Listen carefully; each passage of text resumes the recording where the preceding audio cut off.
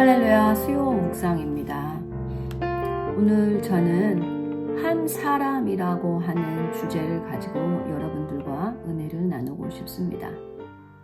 성경은 아주 오랜 시간 동안의 역사를 담은 책이지요.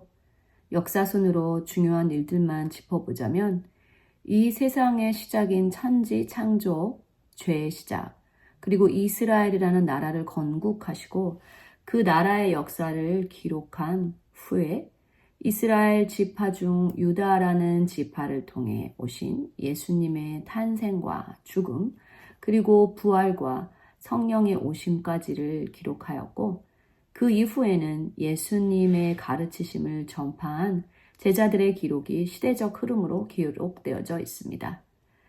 이 주요 사건들 속에는 등장하는 사람들이 있는데 그 사람들의 이름이 오늘 본문 말씀의 족보로 기록되어 있습니다. 마태복음과는 달리 누가복음에는 이 족보가 예수님으로 시작하여 과거로 올라가 하나님을 제외한 한 사람 아담에게까지 이릅니다. 먼저는 우리가 너무 잘 알고 있지만 복습하는 차원에서 아담이 등장하는 창세기 이야기를 한번 나누어 볼까요? 이 커다란 우주와 온 세계를 만드시고 그 안에 에덴이라고 하는 한 곳을 정하셔서 그곳에 첫 번째 한 사람 아담을 만드시고 그의 아내와 함께 살게 하셨죠. 그리고 그곳에는 생명나무와 먹으면 사막이라고 하신 선악의 나무가 있었습니다. 아담과 하나님은 약속을 맺었죠. 다른 건 다 먹어도 그것은 먹으면 안 된다고 하셨고 아담은 그렇게 하겠다고 약속을 했을 것입니다. 그러나 그는 그 약속을 어기고 선악과를 먹어버렸습니다. 약속을 깬 한 사람으로 인하여 이 땅에는 죄가 들어왔고 영원한 생명을 약속받았던 사람은 이제 사망에 놓여졌습니다. 그때로부터 하나님은 아담으로부터 시작될 인류와 다른 약속을 하셨는데 바로 또 다른 한 사람 예수 그리스도를 이 땅에 보내셔서 태초에 하셨던 하나님의 그 약속을 회복시키시고 이행하시기로 하신 것입니다. 하지만 하나님의 섭리 안에 예수님이 오시기 전까지는 많은 시간이 흘러야 했습니다. 그럼에도 불구하고 하나님은 끊임없이 하나님이 만드신 인간들에게 에덴을 다시 주시고 싶어 하셨고 또 함께 동행하기를 원하셔서 많은 방법들을 제시하신 것을 구약을 통해 알 수 있습니다. 특별히 성막을 통해서도 알 수 있죠. 오늘 본문 말씀은 족보입니다. 우리가 성경을 읽을 때 지루하게 여기는 구절 중 하나이지요. 그러나 이 족보가 이스라엘 사람들에게 매우 중요한 자료가 될 뿐만이 아니라 우리에게도 아주 중요한 메시지를 전달하는 것은 이 족보에 기록된 한 사람은 하나님의 에덴을 이어가고 있는 사람들이라는 사실을 깨닫게 되기 때문입니다. 성경에는 다양한 방법으로 다양한 순서대로 족보들이 기록되어 있습니다. 그런데 족보가 기록된 순간들을 잘 살펴보시면요. 하나님께서 어떤 일을 시작하시기에 앞서 족보를 기록하게 하실 때가 많습니다. 결국 그 끝에는 예수님의 오심이 있지요. 그래서 우리는 예수님의 족보다라고 합니다. 간단하게 족보를 살펴보면 창세기 5장에 있는 아담의 족보를 이야기하면서 노아를 등장시킵니다.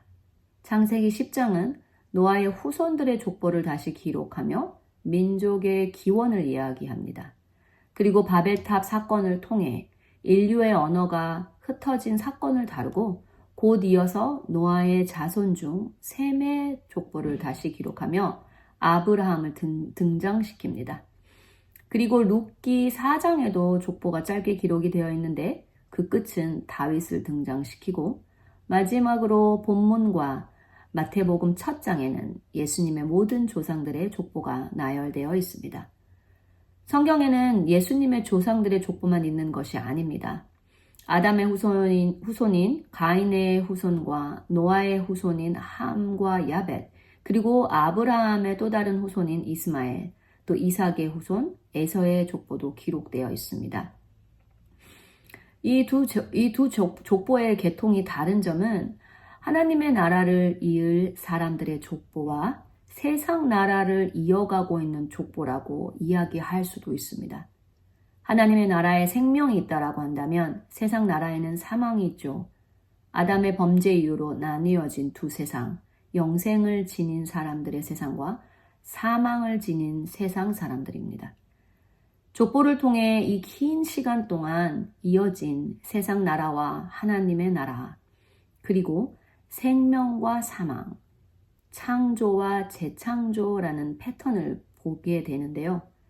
이것은 하나님께서 얼마나 에덴 동산에서의 참 좋았더라고 하신 것을 회복하시고 싶어 하셨는지를 깨닫게 됩니다.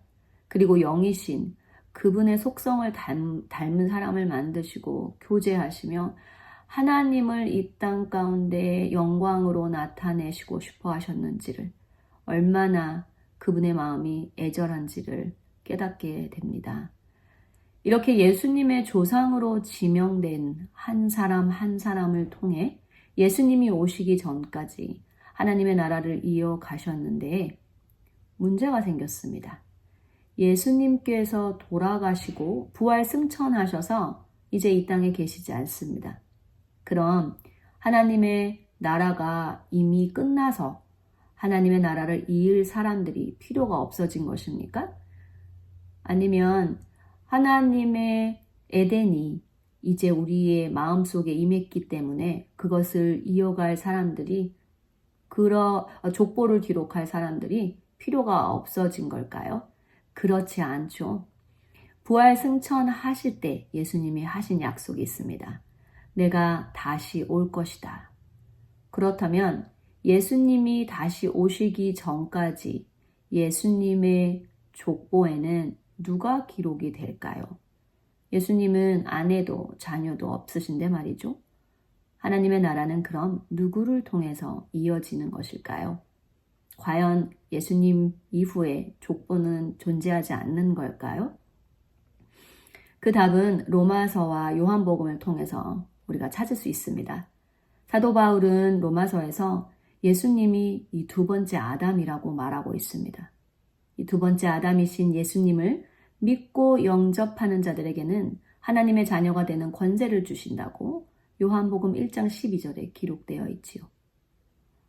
예수님을 믿고 영접한 이들이 있습니다. 베드로, 안드레, 야고보, 요한, 빌립, 나다나엘, 마태, 도마, 알페오의 아들 야고보, 야고보의 아들 유다, 시몬, 예수님의 12 제자들이죠. 그리고 바울, 디모데, 브리스길라와 아굴라, 디도, 또 수많은 사람들이 있겠지요. 이들은 모두 예수님 이후에 예수님으로 말미암아 전파된 하나님의 나라를 이어갈 그분의 족보에 오른 사람들일 것입니다. 아브라함부터 예수님까지의 기간을 약 2000년 정도로 보고 있는데요. 예수님으로부터 현재 우리의 시대까지도 대략 2000년입니다. 구약의 아브라함이 그의 이야기가 성경에 씌워졌을 줄 몰랐겠지요. 혹시 여러분은 오늘 우리의 이야기가 지금 어딘가에도 씌워지고 있다는 사실을 아십니까? 누가복음 10장에는 귀신들을 내어 쫓아 신이 나서 예수님께 와서 이야기하던 제자들에게 그것으로 기뻐하지 말고 너의 이름이 하늘에 기록된 것을 인하여 기뻐하라고 하시며 어딘가에 그들의 이름이 기록되었을 것을 언급하시죠. 요한계시록에는 생명책에 대한 언급이 여러 군데 있습니다.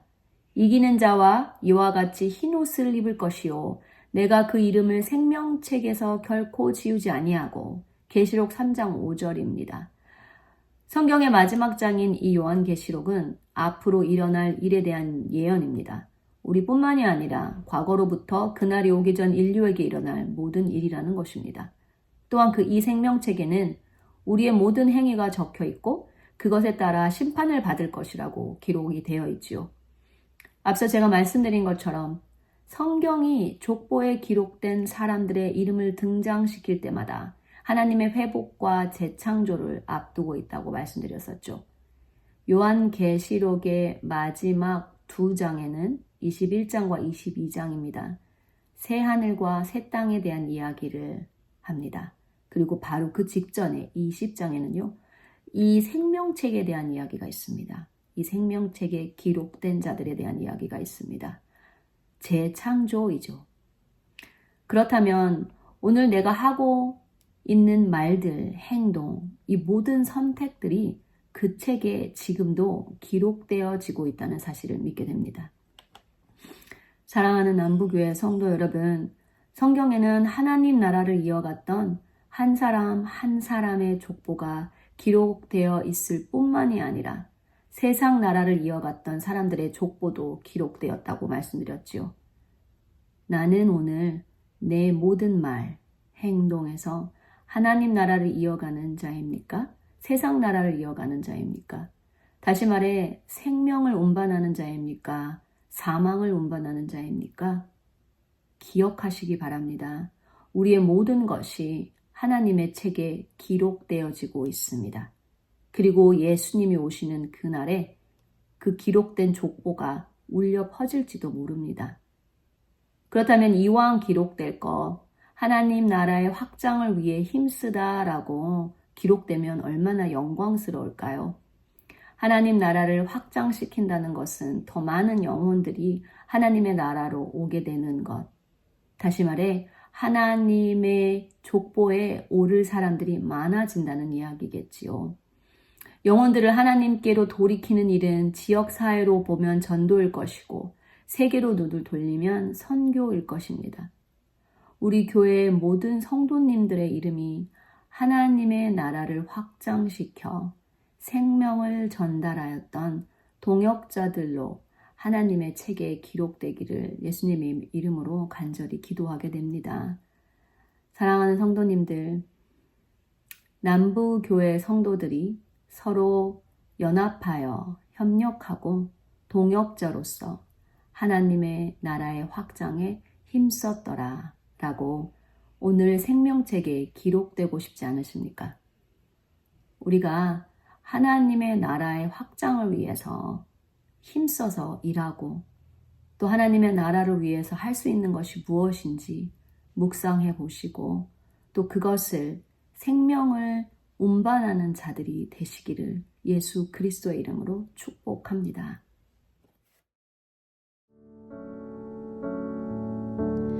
나를 지으신 주님, 내 안에 계셔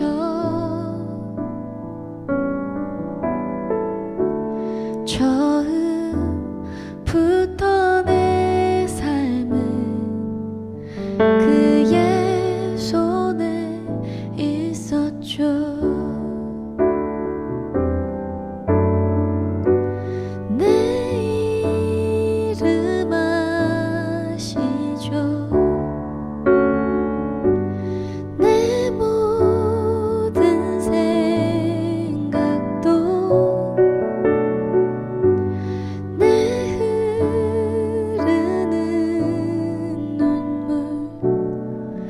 그가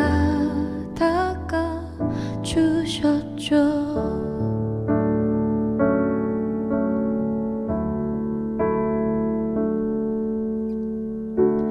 그는 내 아버지,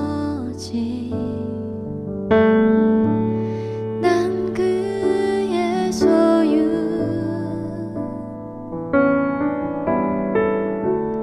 내가 어딜 가든지